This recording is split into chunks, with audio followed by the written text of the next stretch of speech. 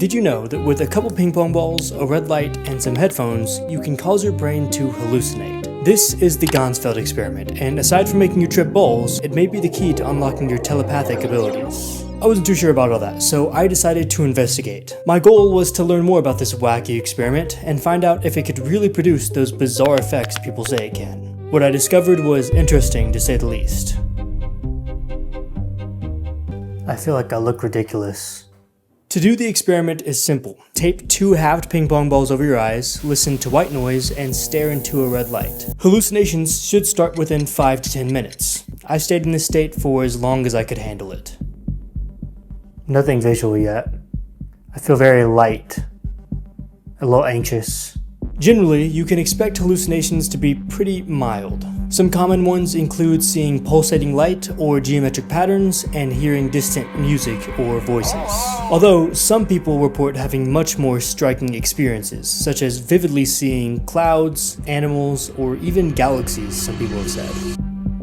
So far, I feel like I've subtly heard stuff like wind chimes and maybe even a little bit of music, but it's very subtle. You know, it's not every day you hear stuff that you know isn't actually there. Well, for me it is, since I'm crazy. Regardless, in the case of the Gansfeld experiment, it's actually quite normal, and it's because of science. The experiment works because of a phenomenon known as the Gansfeld effect. Who would have known? The Gansfeld, or complete field effect, was discovered in the 1930s by German psychologist Wolfgang Metzger. He found that when a subject stares into a featureless, uninterrupted field of vision, they begin to hallucinate. As weird as that is, it all has to do with the brain and its mechanism to continuously look for change. The brain is always looking for new stimuli to perceive and patterns to recognize. When it has nothing to work on, such as in the case of the Gansfeld experiment, it just starts to make shit up, hence hallucinations. So it's science, nothing to be scared of, right? Well, even though I had that in mind, this next moment still kinda spooked me. Okay. I just got a feeling like maybe there's someone here. I don't know. That was weird.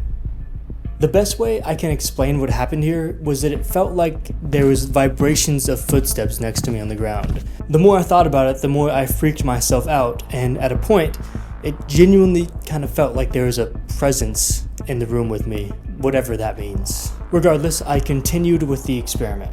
I was starting to see shadow stuff, like a shadowy substance kind of just moving around and morphing. When I close my eyes, I see puzzle pieces. There was a second there when I was closing my eyes and I would see different faces, kind of. I feel like I hear the very distant sound of a plane or a car.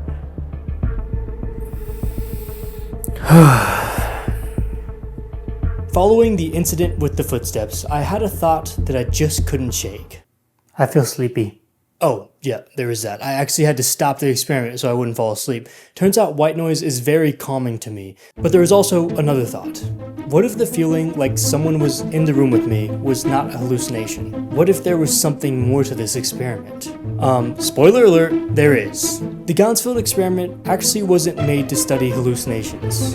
It was made to study telepathy.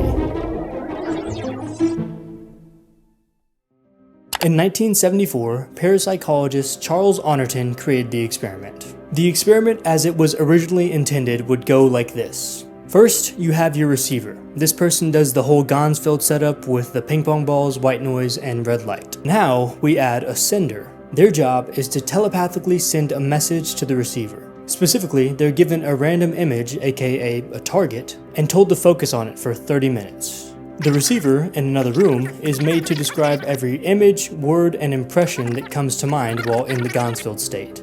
Once the 30 minutes is up, the receiver is given 4 pictures to choose from. If they correctly guess the target, that's considered a hit. Throughout the next decade, there would be dozens of studies conducted featuring hundreds of Gansfeld sessions. These experiments saw varying degrees of success, something we'll get into later. The idea behind the whole Gansfeld design is that perhaps by blocking out external noise via sensory deprivation, one may become more receptive to things that we don't quite understand. Those of the supernatural and telepathic variety?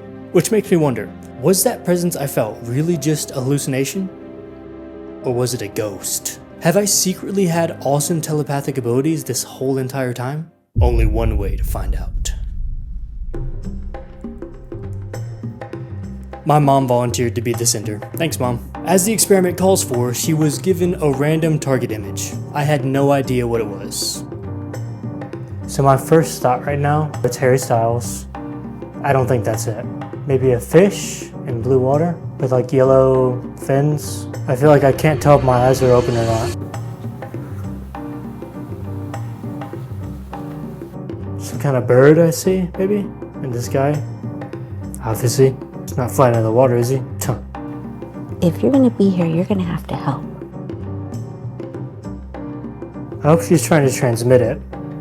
Transmit it, whatever that means, man. I feel like I hear like chanting, like a cult or something.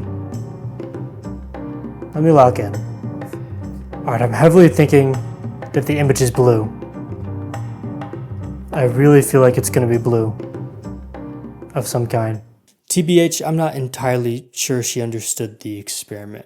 Regardless, after 30 minutes of intense focus, I attempted to guess which of these 4 random images was the real target. I chose the wrong one. So maybe I'm not a psychic, but I'm just one guy. Let's look at some of the real evidence for the Gansfeld experiment throughout the years. A meta-analysis looking at 29 Gansfeld studies found that across 1,498 trials, subjects guessed the correct picture 32% of the time. This is highly statistically significant. Normally, you would expect around a 25% hit rate, considering there's only 4 options to choose from. To put this into perspective, there's about a 1 in 1,000 probability that this could have happened just by chance. Just hold your telepa horses though. There is a caveat. I'm not happy about it either. Admittedly, there is a lot of, perhaps valid, skepticism in the greater scientific community about these studies. Historically, whenever neutral and independent scientists, such as myself, replicate these studies, they often don't get the same fantastic results. Evidence that there may be bias at play. Today, it seems like we're at somewhat of a deadlock between skeptics and believers. So the Gansfeld experiment hasn't quite proved that telepathy is real, but there's certainly some interesting evidence out there. I'll leave you with my favorite piece. In 1992, a Gansfeld experiment was conducted with students at the Juilliard School, a renowned performing arts institution in New York. Among this artistically gifted population, there was a staggering 50% hit rate. Even more so among the musicians, with 75% of them guessing the correct target. So maybe it's not a question of if telepathy is real or not, but rather, who has access to it.